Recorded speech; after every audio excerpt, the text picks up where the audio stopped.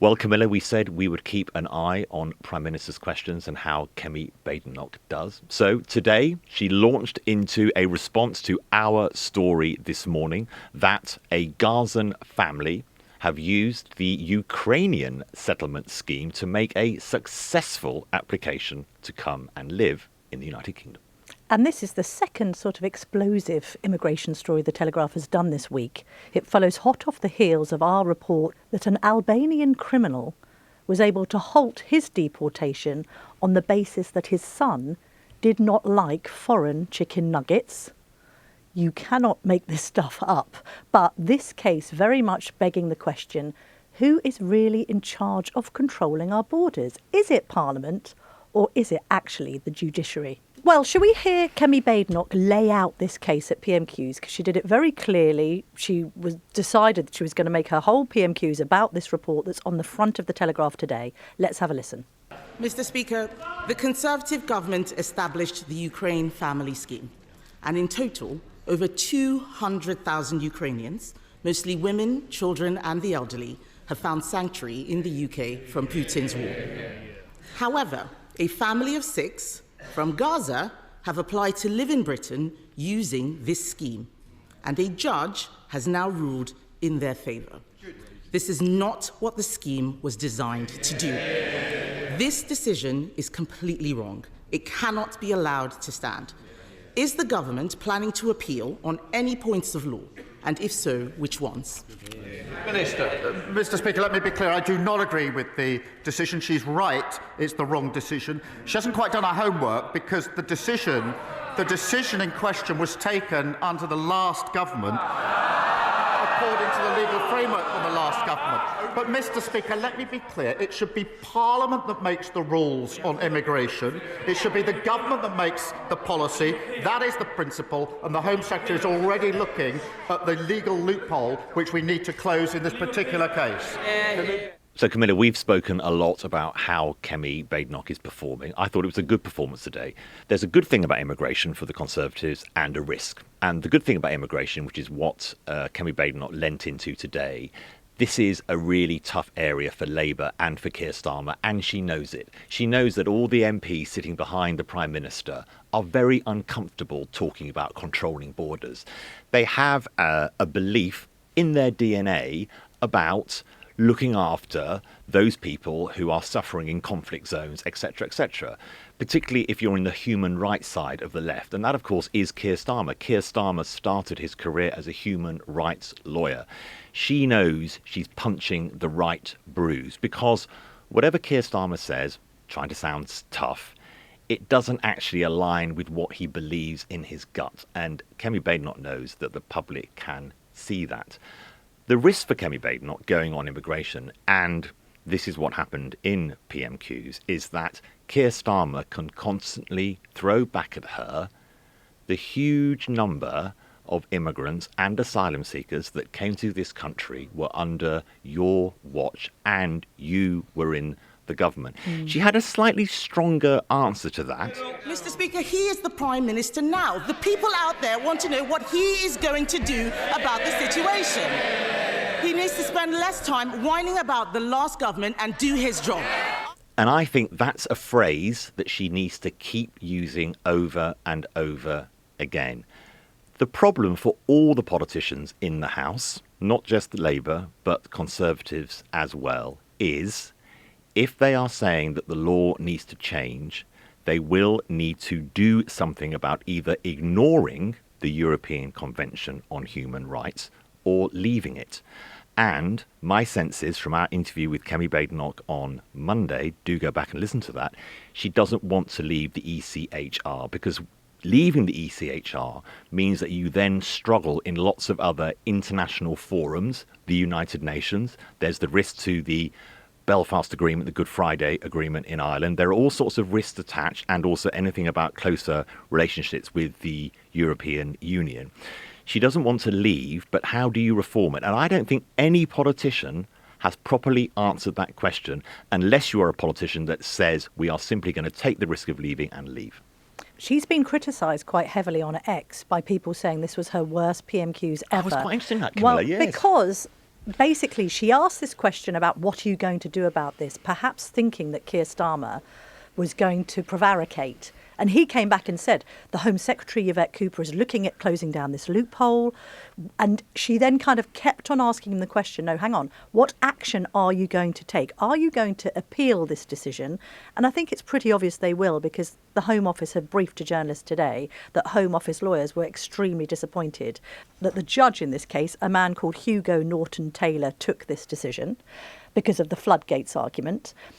Then she said, well, are you going to come up with some legislation to reconstitute, reclarify people's right to claim their right to family life under the ECHR? And he didn't answer that question either. So lots of people were saying, well, she's just, banging her head against a brick wall. He's answered the question in the first question. Why are you asking the same question again and again? I would say, to be a bit more charitable to Kemi Badenoch, actually, he didn't answer the question at all. He's saying that the Home Secretary will have a look at it, but that's not the same as saying that he will definitely appeal, or that they'll look at legislation which changes human rights law or toughens them up in this country. The central point that she made, I think, is a good one, and that a lot of Telegraph readers will have huge sympathy with. Hang on a minute. Who is actually in control of immigration in this country? Is it Parliament, who one assumes set policy on the basis of public opinion? And at the moment, public opinion, the consensus is that people think we have got too much immigration into this country, both legal and illegal. Or is it judges? And there are legitimate concerns about judges acting in a kind of campaigning and activist way. So in the case of Hugo Norton-Taylor, there have been some previous decisions that he has presided over when it comes to immigration cases. A case of an Albanian who came illegally to this country. He was allowed to stay because he had a good relationship with his wife's children by another man. Okay, that was a case in January. There were a couple of cases in 2022 that hit the headlines.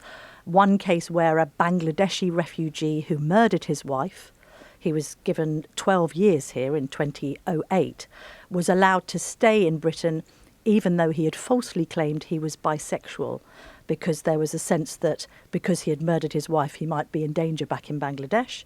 Similarly, January 2021, again, this judge presided over the case of a convicted rapist who couldn't be deported back to Afghanistan because the Taliban, quotes, take a dim view of sex offenders. This was a man who preyed on a 25-year-old woman as she slept in her Glasgow flat. The judge at the time admitted he did still present a danger, but because of the law, he didn't feel that he could refuse his appeal. So then we have a question, don't we, Kamal? Is it the judges and they're being activists, or is the law an ass? Has the law now become so overinterpreted and become so wide in its scope that you then have situations where an Albanian criminal can partly win on appeal? It was only partly, it wasn't just about chicken nuggets, but by claiming that his son didn't like foreign food and was a fussy eater, and that deporting them would be a contravention of his right to family life under the treaty. So that's what I'm struggling with. Is it judges or is it the law? Yeah, and I think the fact that you studied law, Camilla, you will know, I think we do have to go back to sort of the basic principles of what was signed up to after the Second World War for very good reason. The European Convention on Human Rights, after the horrors of not just the war, but obviously what happened in Europe, particularly before the war, the Holocaust and the treatment in particular of Jewish people. That was done with good intention. Looking through this case around the Gazan family, it's a 15,000 word judgment.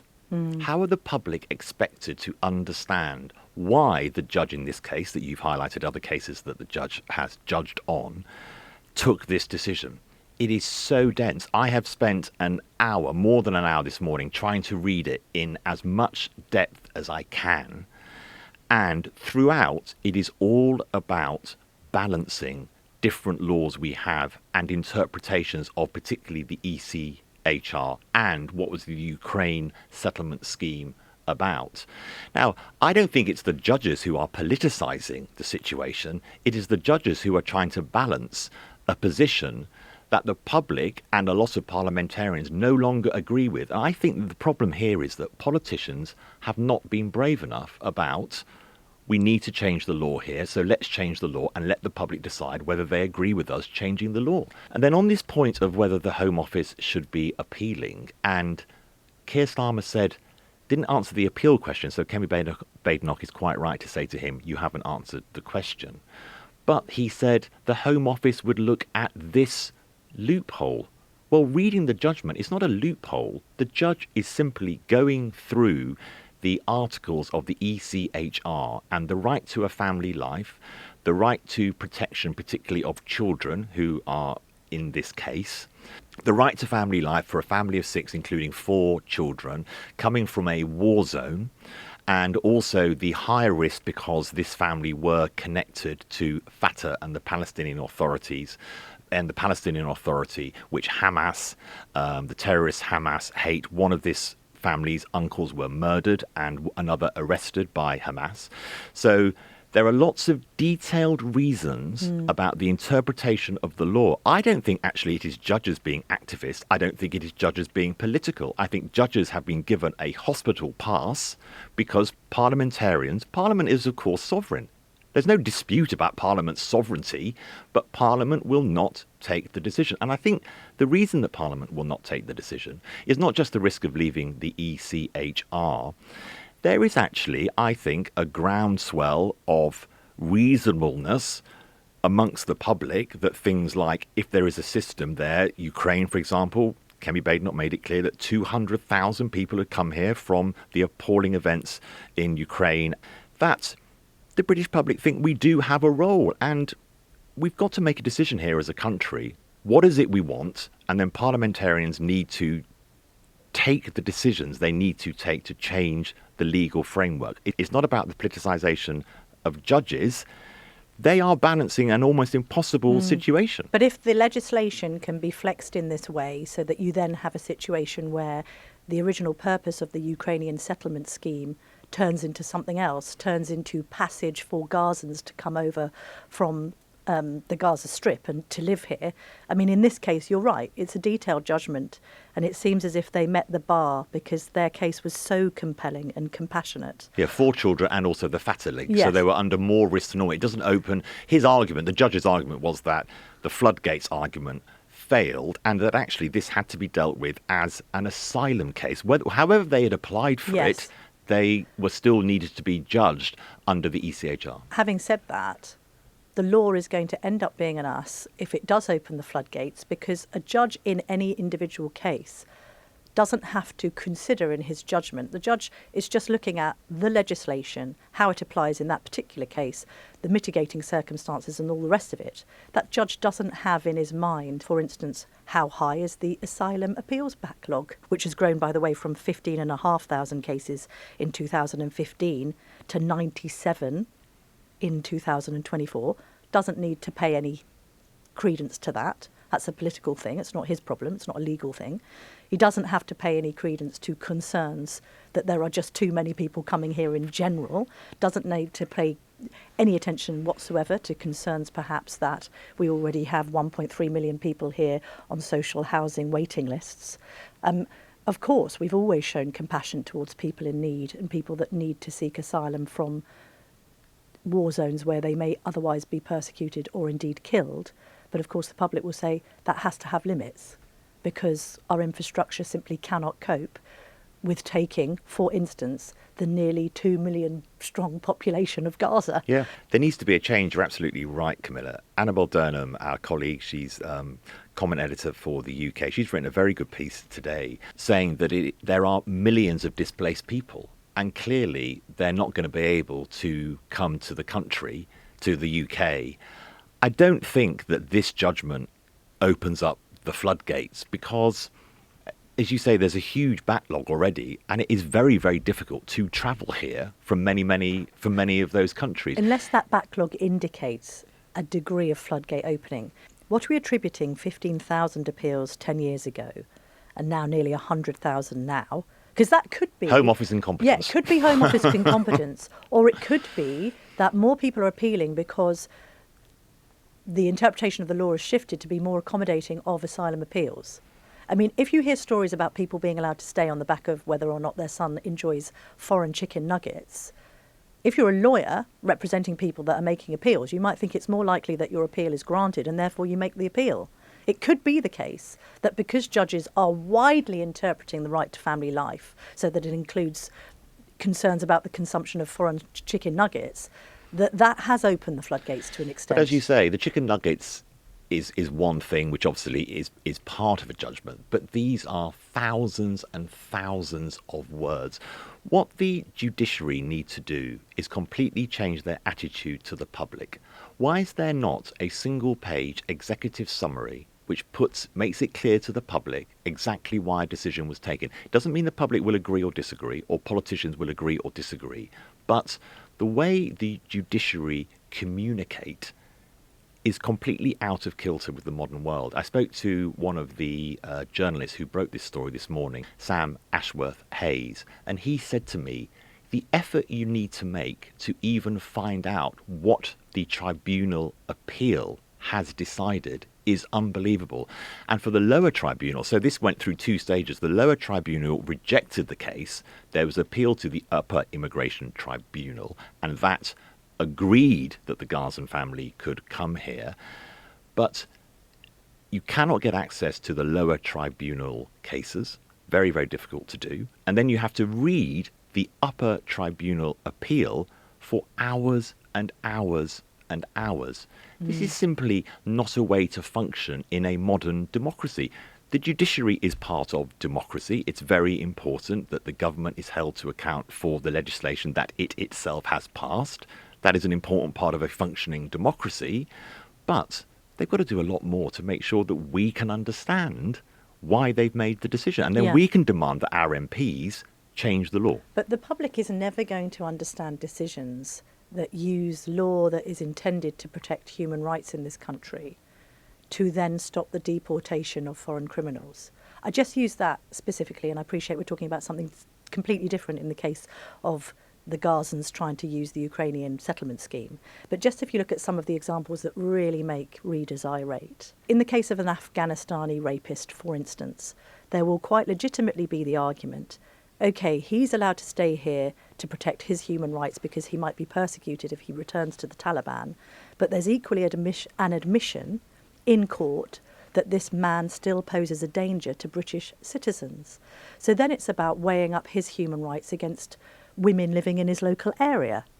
And it's no wonder, is it, that the public becomes irate on this particular issue. There is an argument that people will make that you lose some of your rights if you have taken away the rights of others. Can you see? That's an argument. I think that's an argument. I think politicians would need to make it relatively carefully, because some people would argue that your rights are indivisible from who you are. So if you were going to be deported, and being deported meant you almost certainly face death to where you were going, we don't have the death penalty here. So that would mean there would be another turn on that wheel that you've explained, wouldn't it? Because you wouldn't imagine that everybody in Britain would say, I don't care whether that person is then killed. Some people don't care that a rapist might return to Afghanistan and be killed. Yes, so that's fine. I'm not saying whether I agree. No, not at all. I think people can think whatever they like. What I'm saying is politicians need to decide what system are they going to put in front of the public, and then it's for the public to decide. Yes, I agree with Camilla's point of view that if you've committed a heinous crime in this country, your human rights are then reduced or withdrawn completely. That could be a position the British government wants to take. It wouldn't be able to be a member of the European Convention on Human Rights. We may then take some risks in our relationships with other countries, with the UN, etc. Politicians just need to say, we're willing to do that. We are willing to say we're going to control our borders in a completely different way. We are not going to have the human rights to life applicable to people who have committed heinous crimes. And here's the list of those heinous crimes. And those people, even if they're going to face death in the country they go to, that is what we've decided to put before the public. My opinion in this is not the issue, what I think. What is important is politicians make the case they want to make. What the public is most frustrated about is lack of clarity. They don't know, really. They keep being told, we're going to be tough on immigration, we're going to be tough on immigration, we're going to be tough on asylum seekers, we're going to be tough on all these things. Oh, but actually, we can't be. In practice, we can't be. Yeah, but that's just, Parliament is sovereign. But take Parliament responsibility. Camilla, politicians, take responsibility. Judiciary, explain what you do. Yeah, but then there is something, Parliament is sovereign, and yet now we've had a PMQs where the Prime Minister has basically admitted that the Home Secretary needs to reverse ferret on a decision that the government, the democratically elected government, doesn't agree with. We've actually had consensus at PMQs. The opposition and the government think this is, to quote Kemi Badenoch, a crazy decision. It happens anyway, and the sovereign Parliament is left to pick up the pieces. That does seem to be slightly arse about face. Well, as Keir Starmer said, the framework was put in place by the previous government and the judgment was trying to apply the framework as it appeared to that judge. And that's what judges are there to do. And I don't think we should just be simply saying judges' interpretation of the law as made by Parliament should sort of be thrown out of the window. I think there is a danger to some of the tone of our discussions on this, that we are sort of seeing the judiciary as the enemies of democracy, the enemies of the people. Activist judges are the problem. Activist judges, I don't believe, are the problem. Some judges might be activists. I don't think we should deny that. No, okay. They could be motivated by their own beliefs about Palestine and Israel or anything.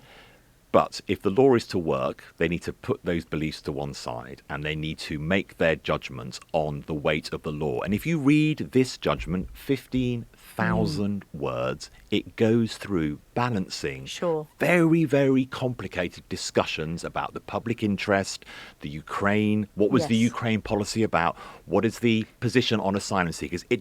There's no such thing as an illegal asylum seeker. Yes. Just because you've used the wrong gateway document to apply for asylum does not matter. People who come on boats are coming here illegally, but if you're an asylum seeker fleeing conflict in fear of your life, and particularly if you have children, then the law here says that that is not illegal. But what if you arrive here illegally by boat, claiming, for instance, falsely to be homosexual, and therefore arguing that you would be persecuted if you were returned back to a country like Iraq or Afghanistan, only to be revealed to be lying? Well, the judgment says in this case that the evidence given, which the Home Office agrees with, is credible. Because on the so the judgment makes that point. Is this person credible? Is the person here? Because the other reason that this family were able to apply in this way is because the brother of the person applying already lived in the United Kingdom. Although they hadn't seen each other for 17 years. Yes. But remained close. Yes, and that the brother had been much more in touch since the horrific events of October the 7th, and then obviously, what happened in Gaza had meant that they had become closer over that period. On the activist lawyer front, in inverted commas, if you hear Lord Sumption on how the original treaty has been sort of expanded and, in his mind, completely misinterpreted and almost abused. He's saying the original premise of the legislation and how it is now being interpreted by lawyers for certain aims. He's sort of suggesting that it is kind of an over-liberalisation of the original intention of the legislation, means that treaty now isn't fit for purpose. Now, that is a cogent argument. That might be a coherent argument. I go back to the same point. Politicians decide what you want to do, put it in front of the public, and we'll vote on it. Thank you very much. Yes. So we really need people to be as clear as Robert Jenrick. Is that what you're saying? I'm not saying we have to agree, but at least he said... Camilla, in a way, yes. Robert Jenrick has made a case. He has said we should leave the ECHR. People can agree or disagree. Put that in front of the public. Interesting, Camilla, I thought the turn she made, Kemi Badenoch, in PMQs into bringing Lord Hermer in, the Attorney General, I thought was quite smart. I think that Badenoch has realised where are the weaknesses. She does struggle, as she spoke to us about on Monday, with the trust issue, i.e., are the public really going to hear me because they know that I was in government not that long ago. But even with that risk, she knows that immigration is a problem, as we've discussed, but also that be a leader, not a lawyer, has also hit home with the public. Keir Starmer is too interested in his legal chums, and he's hired them all, and they're all sort of running the government, and they're not really on our side. And I think bringing in the Attorney General, Lord Hermer, who is very close to Keir Starmer, and is dealing with particularly the controversy of the Chagos Islands. Yes. And why has Britain so enthusiastically dashed, again, started by the Conservatives, but anyway, prosecuted to its end point by this government. Why has Lord Hermer been so eagerly working for the Chagos Islands to be handed back to, handed back is disputed, to be given to Mauritius? She put that into PMQs, I thought is quite neat, because that just keeps reminding the public there's a load of lawyers running the country, and she believes that lots of voters don't trust lawyers. Well, also, I think she's making the point that it's been suggested that when it came to his previous private clients, some of the people that Lord Hermer have represented don't necessarily represent the best of British. You know, he's represented Gerry Adams, he's represented actually people seeking asylum from the Chagos Islands to the UK, which has raised a few eyebrows. He has defended, I think, somebody who was described as being in a vicious militia in Africa and insisted that he must stay here and not be deported. He has equally defended somebody who has been described as a terror suspect and insisted that he should come and stay in Britain. Now, the former lawyer in me says, well, everyone has a right to a defence. But at the same time, it's like, is this compatible with Britain's best interest to have an Attorney General that seems to have represented these sorts of people who may be described in the past as enemies of the state? What do you think, though, Camilla? Because that is really interesting. You studied law. You are now an expert in politics, and you can sense the mood on the right. And as you say, people want to hear, clarity. They want maybe, stricter control of borders. But is there something inside you, Camilla, that is also thinking the rule of law matters? Of course, the rule of law matters, and meaning everyone, whatever your past, whatever your criminal past, is allowed to be represented by the legal system, and that shouldn't therefore be a stain on the person who represented you forever into the future, just because he has but I'm just making represented the activist, Gerry Adams. I know, I get that, but I'm making the activist lawyer stroke judge point that all lawyers and indeed all judges have pasts, and they choose to often represent certain kinds of people. And the fact that Keir Starmer has appointed somebody as Attorney General of this country who seems to have come from a different position to, say, Lord Sumption is interesting and indicative of itself. I'm sorry, there are some people who are lawyers but also almost campaigners. There are certain chambers in London that only represent certain kinds of cases and are associated with those kind of cases. They may be, in their heart of hearts, very, very pro-immigration and very, very pro people who come here from overseas seeking asylum and being granted asylum. They may be very, very pro open borders. What I'm saying is that might become quite problematic if they are interpreting the law because of their own approach to such issues when it is against the will of the people, which is very much an increasingly saying, hang on a minute, I think immigration generally, both legal and illegal, is too high. That then seems to be going against the grain of the people that elect our politicians.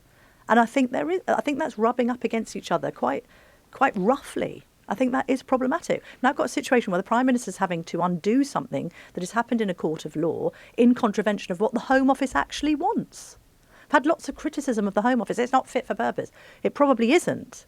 But cases like this don't help if the Home Office now thinks it needs to plug a loophole which could allow 2 million Gazans to come to the UK. That could be a hysterical over-exaggeration and response. You're saying that the decision was very nuanced, but you can understand the predicament it leaves the government in, is what I'm saying.